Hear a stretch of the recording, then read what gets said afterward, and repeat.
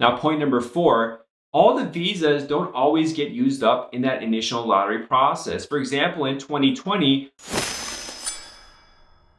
a lot of people filed for the H-1B, a lot of people were approved, but not all of them actually applied for the H-1B visa. And by the time several months went by, USCIS Immigration Department saw that they had a lot of unused visas. So they just announced out of nowhere that they're holding a second round of lottery and going back to the pool of lottery winners that they had to choose from them more people to apply for the visa. Now, don't expect something like this to happen every time. It's not usual. But that is something that's possible and it does happen. So always be prepared. Sometimes you have multiple chances and a lot of people were pleasantly surprised.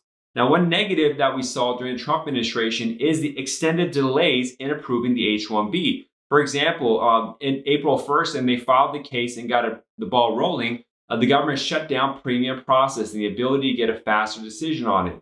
And then had cases that went from April to May to June to July to August, September, and as far back as January of the next year, almost one entire year to wait to see what's happening with their H-1B visa. Now, you're allowed to stay in the United States pending the change of status as long as your other issues are good. You don't have any other issues with the process. But the ability to work, for example, if you're on OPT, you're on a student F1 work visa, that ends when you reach the September mark. So you've got to be very careful. You might have to stop working, but you could stay lawfully in the United States. Alternatively, you could have gone overseas outside the United States and applied for the visa outside. The change of status would take too long, but the primary case was approved, for example. But going outside has its own issues with the travel bans. So in general, it's a mess. And this is why it's really important to schedule a consultation and work with an immigration attorney through this so you can strategize what the best methods are to deal with all the hurdles that are placed upon you by the government, by these proclamations,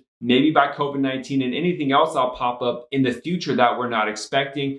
There's all sorts of issues that pop up. Although most people go through it successfully, there's a lot of little things that you have to be mindful of.